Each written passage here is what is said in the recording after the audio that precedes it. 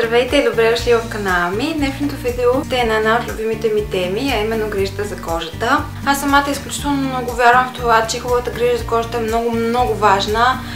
За това да се чувстваме добре, да изглеждаме добре и да запазим кожата си млада за възможно по-дълго време. Като смятам, че е много по-важно да влагаме време и средства в хубава грижа за кожата, отколкото в кремове. И това със сигурност ще ни се отплати в бъдеще. Според мен е много важно и да сме редовни в грижата за кожата и постоянни. Аз самата използвам крем, почистващ продукт от 13 годишна. Преди да започна с това как аз се грижа за кожата си в момента, исках да ви кажа няколко неща за моята кожа. Аз съм на 28 години и имам нормална към смесена кожа. През лятото се омазнявам малко повече, през зимата се изсушава малко повече. Нямам проблеми с супер много омазняване, освен в най-големите жеги, но основните проблеми, които аз имам, са черни точки, понякога пупки в Т-зоната, тъмни кръгове под очите и разбира се опитвам да предотвратя появата на бръчки. И така мисля, че вече е време да премина към продуктите, които използвам. Първото нещо, което използвам сутрин след като се събудя е почистващ гел, като в момента използвам гела на Kiehl's Ultra Facial Cleanser. Много съм доволна от него, защото почиства лицето отлично, без да пресушава прекалено много кожата, не се пени, много е икономичен. И наистина, откакто го използвам, забелязвам, че кожата ми е в по-добро състояние. Наистина го препоръчвам и ще си го купя отново. След като съм почистила лицето си, сутрин винаги използвам почистващ тоник, като в случая любимия ми в момента е Tea Tree Water на The Balm, на Lush. Много съм доволна от този тоник, тъй като наистина премахва всякакви остатъци от себум или нечистоти по кожата. Освен това е много свеж и е идеален за сутринта. Тоника е с чайно дърво, това значи, че има антисептично действие и е много подходящ за по-мазна или смесена кожа. Определено оказва влияние върху, примерно, пъпки, мазна кожа, черни точки и така нататък. Много го харесвам и го препоръчвам, ако сте с по-смазна кожа. Наистина ще ви хареса. Следващия продукт, който ползвам след тоника, е хидратиращ серум, като в ролята на хидратиращ серум в момента влиза хиалуроновата киселина на The Ordinary. Хиалуроновата киселина принципно е съставка, която се съдържа в кожата и служи за нейната хидратация и да я поддържа в млад вид, така да се каже. Но с течение на годините съдържанието на хиалуронова киселина в кожата намалява, така че не е лоша идея да си го набавяме дори по изкуствен път, т.е. чрез кремове.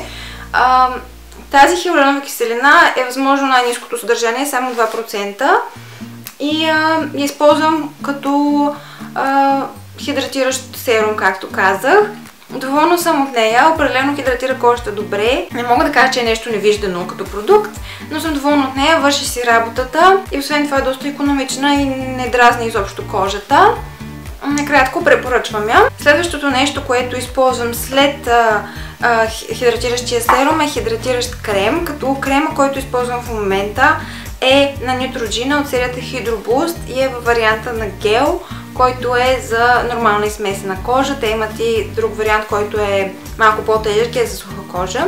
Много съм доволна от този крем, наистина хидратира отлично, пива мигновено, мирише много добре и се отразява чудесно на кожата ми. Използвам малко от него сутрин след серума, тъй като вече съм нанесла серум, той хидратира кожата ми, няма нужда да се обливам с него, но няколко пъти ми се случва да го използвам така в стабилно количество, като един вид хидратираща маска и наистина много добре действа на кожата и ако така решите да го пробвате. Другото, което ми харесва в него и защо е друга причина, поради която го ползвам сутрин, е това, че е изключително лек и попива мигновено, т.е. не трябва да го чакам дълго да попия и мога след това да нанеса грима си. След като вече свърша с всички хидратиращи стъпки в моята сутрична рутина, стигаме и до околоочния крем. Този, който използвам в момента е на марката Olution, мисля, че така се чете, и е в тази много сладка тюркоазна опаковка. Крема се казва I Love и е предназначен точно срещу моите проблеми, които са тъмни кръгове, турбички и признаци на стареене.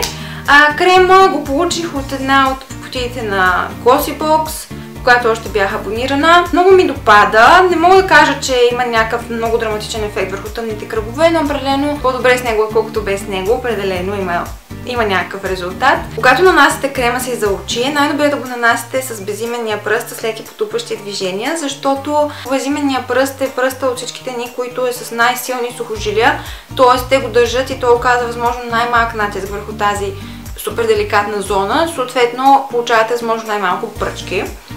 И правя го и наистина не знам дали има някакъв ефект, но звучи логично. И накрая вече последната стъпка в сутрешната ми рутина, която не пропускам в никакъв случай, е слънцезащитния крем. Този, който използвам в момента е на The Body Shop Skin Defense Multi Protection Essence. Говорила съм и преди за него, изключително много ми харесва.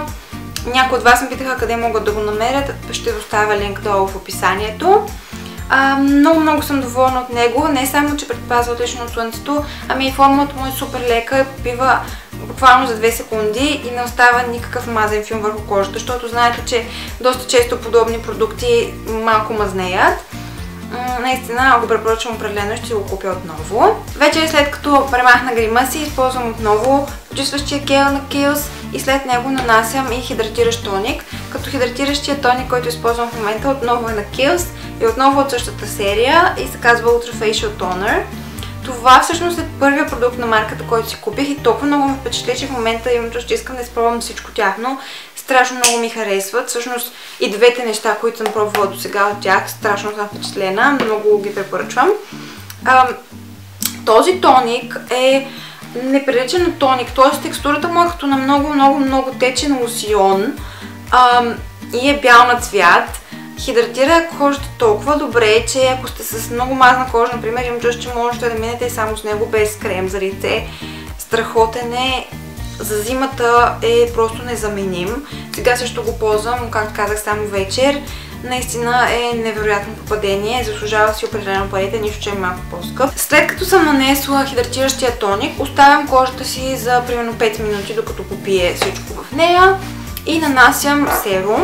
Серума, който използвам вечер, е всъщност не точно серум, ами е млечна киселина на The Ordinary. Аз напоследък съм се запалила по химичния пилинг и с това ползвам тази млечна киселина, но я ползвам всяка вечер. Ако ползвам може би 3 или 4 пъти в седмицата в момента, като ако не ползвам нея, ползвам хиалуроновата киселина. Това мисля, че е любимият ми продукт на марката, който съм пробвала до момента. Откакто я ползвам, определено има подобрение в кожата ми, защото е изключително по-равна като текстура. Особено в тези зоната по едно време челото ми беше станало като орехова торта. Все още е като орехова торта, но може би с не чак толкова много орехи.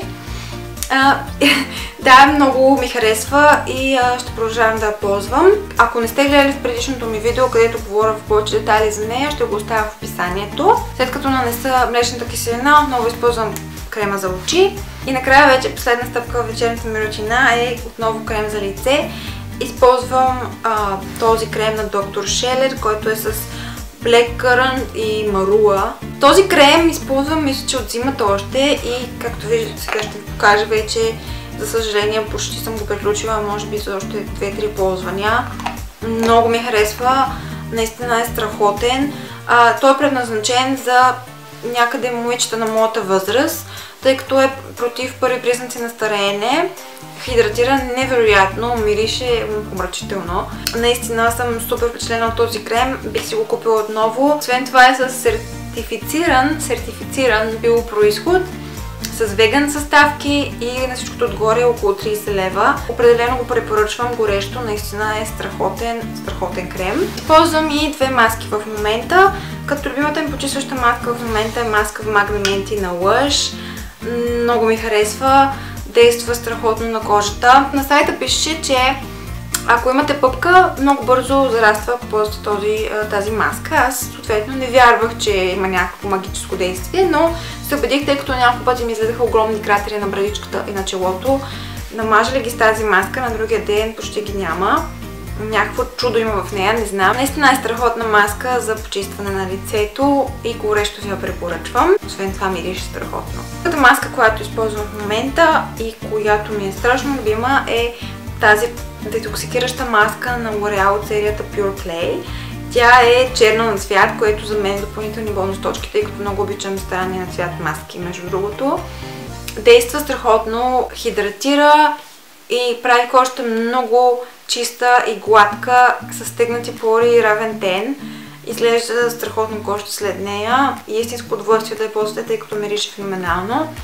Много съм доволна. Много хора казват, че е копие на Glam Glow маските. Не знам, не съм пробвала на Glam Glow, но нямам и кой знае какво желание, тъй като тази удовлетворява всичките ми желания по отношение на детокс маска. Много е добра. Една идея, която мога да ви дам, е маска с мед, т.е. мажете лицето си с мед за лице.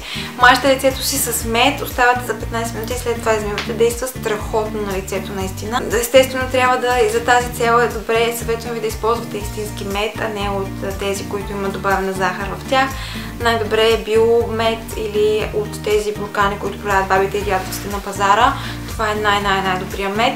Много подходящи, ако имате суха кожа, особено за зимата, е страхотен. Можете също така да добавите и малко канела в меда, тъй като канелата подобрява кръвообращението. В момента съм в търсене на добра хидратираща маска, така че ако имате идеи за такава, моля, оставете ми ги отдолу в коментарите. И така, това е всичко за днес. Надявам се видеото да ви е харесало и да ви е било полезно. Ако това е така, не забравяйте да харесате видеото и да се абонирате за канала ми. Можете също да ме последвате в Facebook и Instagram. Всичките негови линкове ще бъдат поставени отдолу. Благодаря ви и ви пожелавам хубав ден и целувки. Чао!